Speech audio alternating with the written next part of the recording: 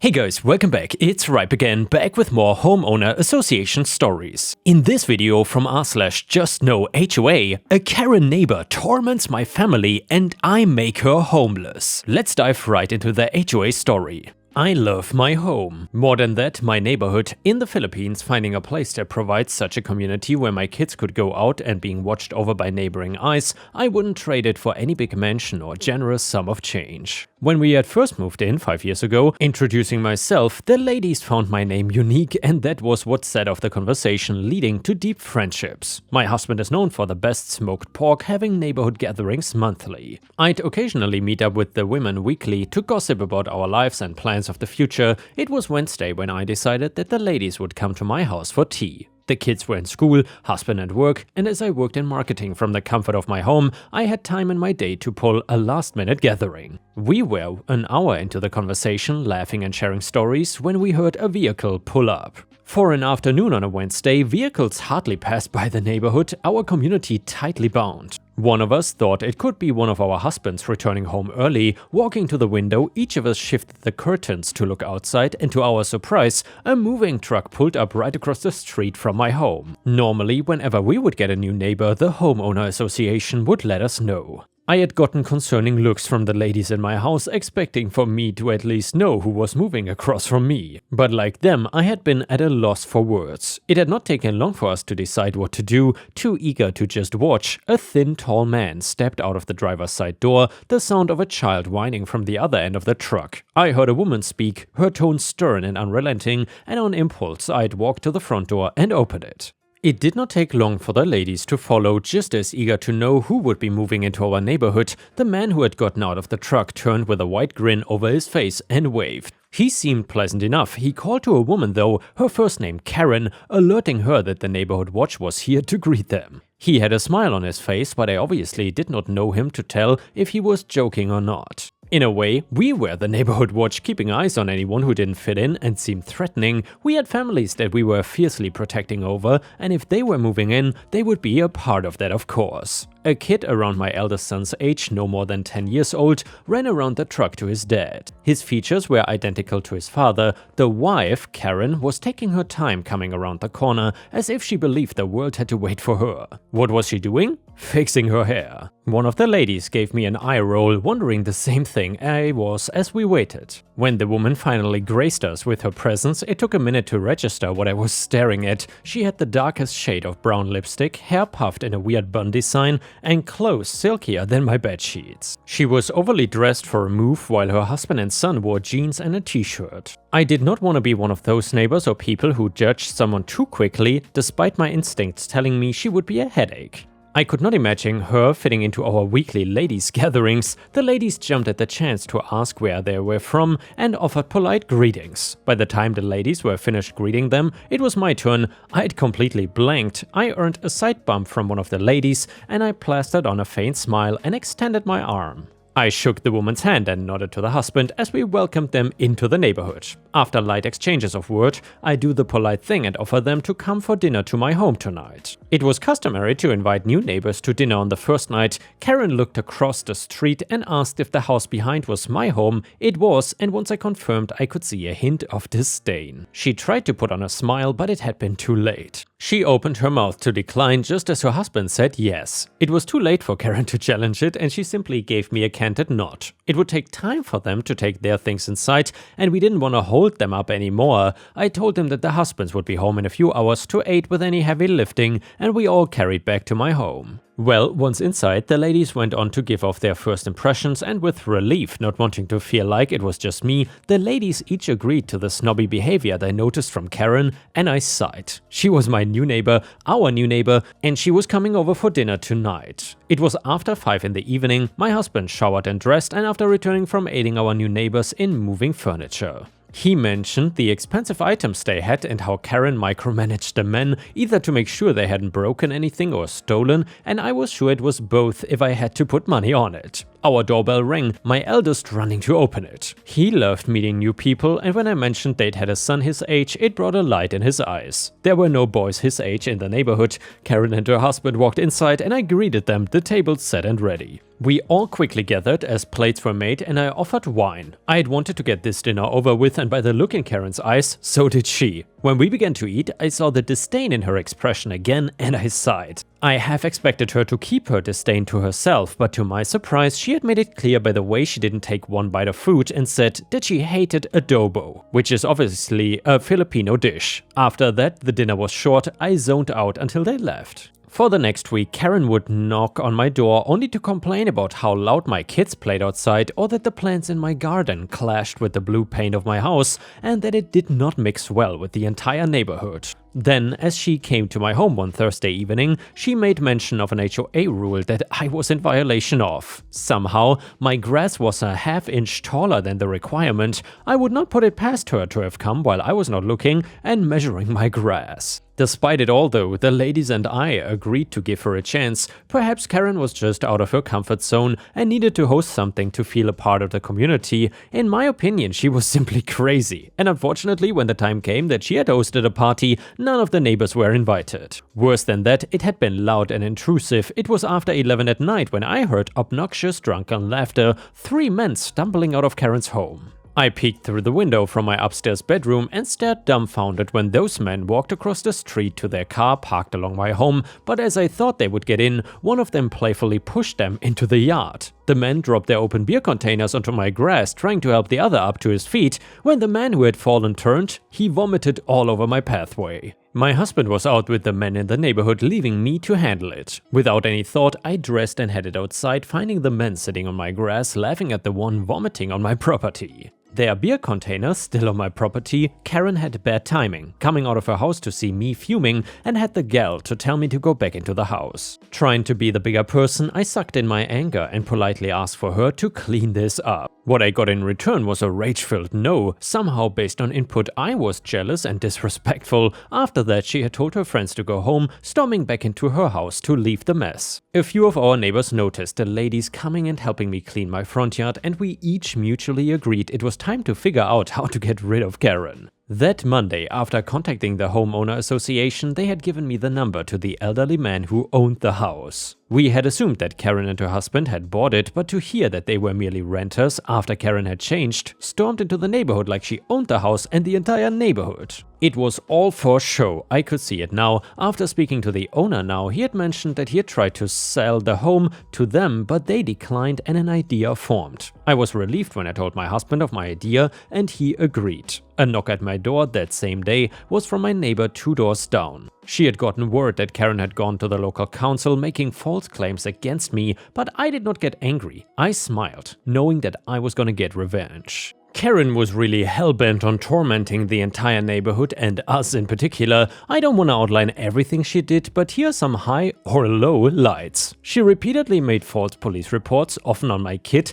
claiming that he broke the law. Our property got vandalized multiple times ever since Karen came here, but unfortunately the police is pretty useless around here, so we could not get charges pressed. Additionally, Karen spread lies about my husband and me on social media, claiming we are predators and that my kids were adopted. She even tried to get my husband fired from his job, but thankfully without success. Let's just say it was a really ugly period of my life. I would not care how it looked in the end if Karen were gone. Another 2 weeks of dealing with Karen and my patience was at its snapping point when my son and daughter rushed inside crying because our family dog, an Aspen breed, was vomiting. My husband had taken the dog to the vet to find out it had consumed something poisonous, and it didn't take a genius to know that Karen was at fault. Still though, despite it all, I did not confront her. Just one more day and it would be over. The morning came with confirmation of the house now being ours. I told the ladies to come to my house so we could watch as a man knocked on Karen's door, serving her with the eviction papers. The ladies and I watched, no smile on our face, simple relief as we knew she would be gone from our lives. Karen had slammed the door in the man's face and we heard a scream. It then took around a week to move their things out. I felt bad for the husband and son,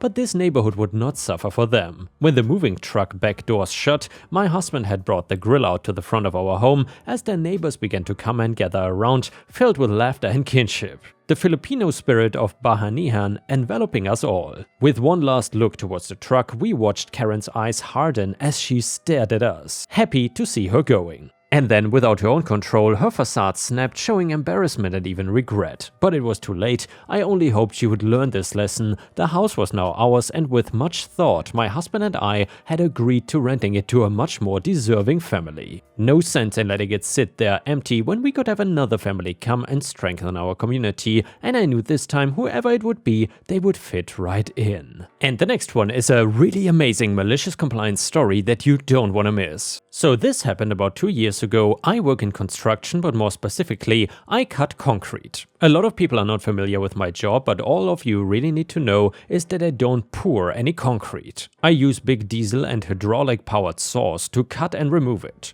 I work at a relatively small company, 15 employees, and we are the company to use for concrete cutting and removal in our area.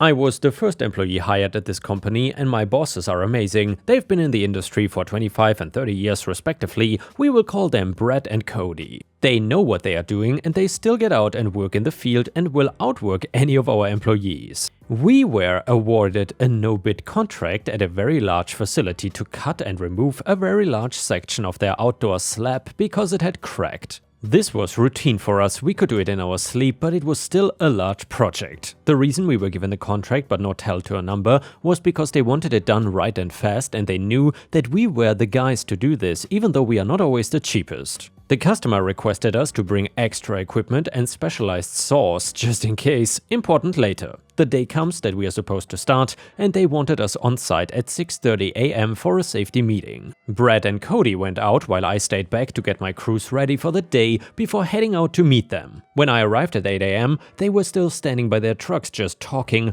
I asked them how the safety meeting went, and they said that no one had shown up yet. Finally, they got there at around 9 a.m. and did not even acknowledge that they were late. We met the guy that was in charge of the project. His name was John. John said during the safety meeting that there would always be a few people around from his company to watch us while we worked. We figured it was weird, but no big deal. We ran a safety meeting after, and it was time to work. We got about a third of the project completed in one day. The entire time we were working, there were no less than 25 people standing around watching us work. We kept joking with them to just set up bleachers. It would be easier to watch that way. And as you can hear, Disney is already complaining about this story. Maybe I picked the wrong one.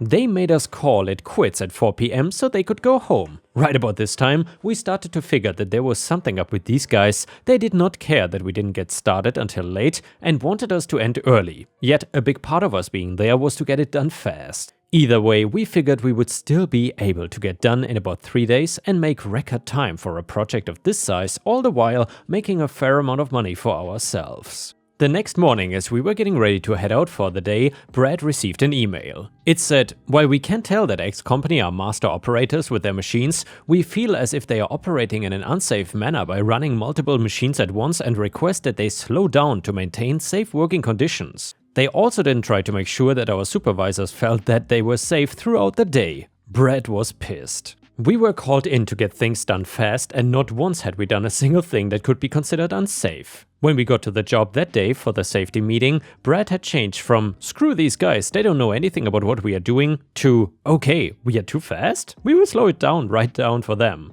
At the safety meeting, John, the same guy who sent us the email, looked at us and said, "Okay, everyone knows what we are doing, let's get it done." He tried to end the safety meeting with that, but that is when my boss spoke up. He said, "Hold on, since no one is man enough to tell us in person and just want to hide behind their emails, let's get this straight. We are too fast and unsafe for you?" John became visibly uncomfortable and stammered out, "Well, there was a lot of people standing around and watching you yesterday, and I just felt that someone would get hurt if they decided to get closer to watch. I had set up safety cones with red danger tape strung between it and told no one to cross. We had taken proper safety precautions. If they didn't feel comfortable to have that many people watch, then don't have that many people standing watching and doing nothing." All Brad said was, "Okay, we'll be real slow, and if someone crosses our line, we shut the site down for an hour for another safety meeting." So then, time for the malicious compliance. We started up for the day. Something to note about our saws, tractors and other heavy equipment is that we have the ability to turn up the idle, or in other words, we can turn up or down the speed of the motor, so instead of everything moving normally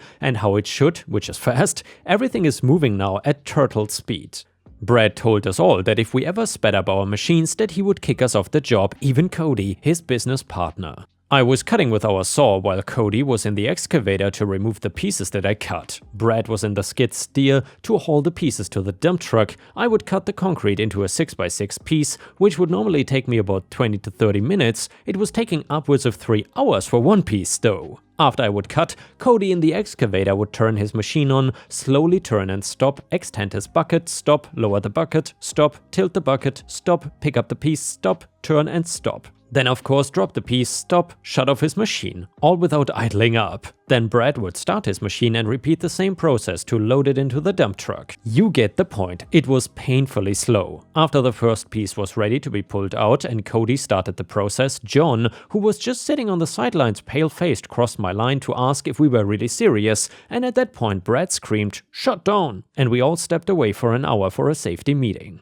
John crossed the line 3 times in the first day and 8 times total throughout the project. His employees never once crossed a danger line. Effectively, John was the only one he should have been worried about in his email about getting too close and being in danger. John kept saying, "No way, you guys are being serious. What happened to what were you doing yesterday? You were so much more efficient." Brad just said, "I have in writing that you felt unsafe, so for the remainder of this project we'll be operating at a safe pace." It ended up taking us 3 weeks to finish at that horribly slow pace instead of 3 or 4 days at full speed. The best part? The head of the facility came out to see what was taking us so long. We showed him the email and he agreed with what we were doing. He told us that he hates John and that he's insufferable to work around. He said that the success of this project is directly tied to John's yearly bonus. He asked how much we were charging them and we told him that per piece of equipment and truck and saw that is one the site is being built to them by the hour, and that John had requested that we have nearly double the amount of equipment that we actually needed or used. The facility head just laughed and said, "Fantastic, I'll make sure you are paid in full. Don't go easy on us with the bill." So that is how we maliciously complied our way into charging about $200,000 for a job that should have realistically only been worth about $45K. I even got a solid $20,000 bonus because Brad and Cody are fantastic bosses and knew that we made a killing on that job. Let me tell you about my country. It's the land of the free and the home of the brave. It's where you can be anything you want. It is where no one should ever stomp you down to get ahead, but let me tell you something that happened to me last year. It was terrible, it was nonsense, and by far, it really ruffled my feathers more than I could ever imagine. I have been a farmer for the past 50 years, it was my profession. It was what I loved to do, and I was not gonna let any crook or two-timing son of a gun get in the way of my livelihood and my dream. I had been a widower for quite some time, so I've learned to tough it out here in the great woods of rural Nebraska. I'm from the Midwest, and as the saying goes, for crying out loud, I would rather put a handful of hay in my oats in the morning than be snookered by some crazy con artists and crooks. However, that is exactly what happened. I ended up toughing it out though and came back with some heavy-duty fighting gloves to rightfully keep what was mine. So like I said, I'd been a farmer all my life. My parents and their parents were in the business as well, and I had bought this land many years ago from an auction when the economy was not that great. I had built up all kinds of crops and even harvested pumpkins in the autumn. I had cows, horses and lots of hay to sell. My property sat next to a state highway and you could hear the cars go by. Some nights I would go out back and listen to them. I often wondered, why would anyone want to be next to the highway? And as for me, I love being around all the action. So when some idiots built a new development next to my property line near the highway, I got a little nervous. I had heard stories of evil HOAs building right next to farm property and the owners then having to sell it because it imposed on their land or something. In these cases, it turned out that the owners could not pay the legal fees when the HOA took them to court. Honestly, these HOAs are ruthless, let me tell you. When they built up a new development with single-family homes right next to my property, I felt like the saying, "he's snookered" couldn't have been more real. I'm 70 years old for crying out loud, and I know a thing or two about people taking advantage of others, and I didn't like it, not one bit. I had worked hard to pay off my debts and own my land free and clear. When I got a letter in the mail one day saying that the housing development they built is on their land, that's when I got fed up. They claimed there was an error in the deed and that the property lines were drawn wrong. They demanded that I sell a portion of my land to them at a fraction of the value, and this thing was worth over $1.5 million.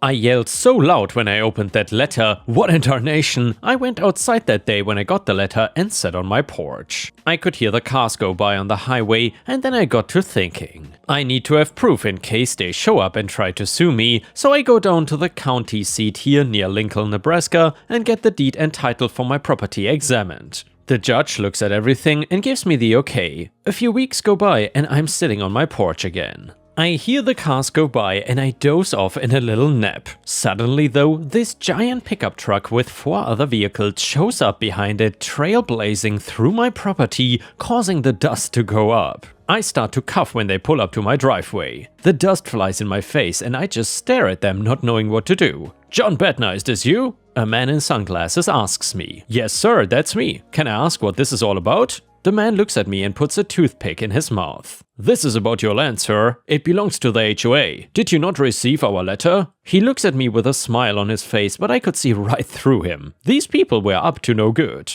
I could smell crooks all over them. Yes, I got it. I also have this letter right here, straight from the county courthouse. It's my title and land deed. You are dead wrong about this, buddy. Can I ask you to get off my property now? I wave the deed at him and give him a smirk. "Sure, sir, but just one thing. We are taking you to court if you refuse to hand over your property in a quitclaim deed. We have already started legal proceedings in the county. You will receive a letter shortly." The man flicks his toothpick from his mouth and it lands right near my feet. "Excuse me?" I ask him. And they all drive away. I look down at the toothpick and pick it up. I squeezed it so hard that it cut into my palms and started bleeding. But let me tell you, that's not the end of it. A few weeks go by and I get this letter from the HOA in the mail along with the documents that I am being sued. They claim that my property has lowered the land value and they are due compensation. What the hell? This is where I really start to get fed up. Now granted, I was a little prepared, I got even more prepared and started researching property rights and HOA laws. The case dragged on for weeks and they took me to court.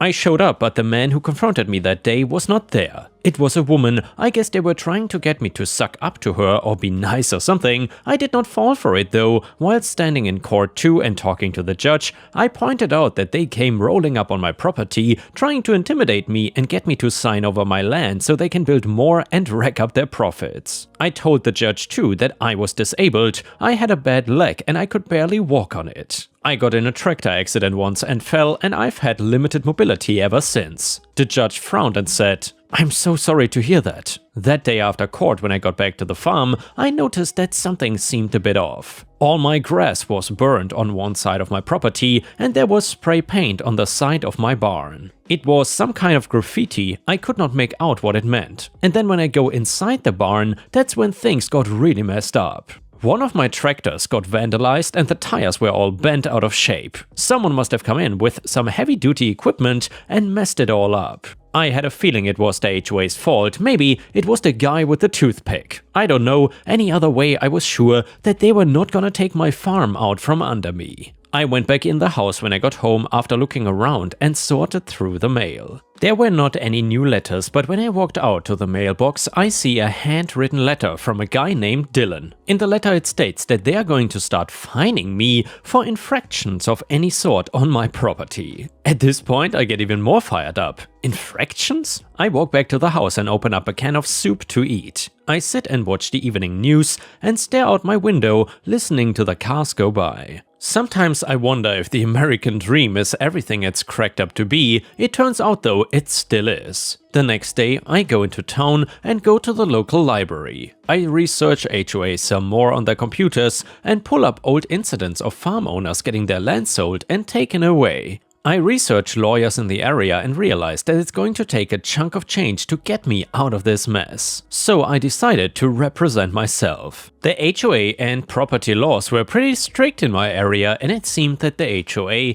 got away with just about anything. I was flipping through old news articles, so I had an idea. I needed to go back to the courthouse to see the surrounding property deeds. I needed to check up and make sure that everything was in tip-top shape, or else it would be my goose that would be cooked. I went and researched the titles and deeds to my property and did a reverse search of the land and when it was bought and sold. I also did some research on the properties adjacent to my land, and what I found was startling. The deed had been changed since the last time I checked it. The property lines had been changed so that the HOA would profit from the sale of the land. I immediately went and talked with the judge who was in charge of the case and asked if his secretary could pull up her physical copy of the deed they had on file. They kept them for so many years back. When they compared the two to the one I saw online and the one I pulled up earlier, it was sure enough a bunch of crooks trying to swindle their way in. I pressed charges and the judge ruled in my favor. It was a multi-million-dollar judgment that was going to take these suckers down.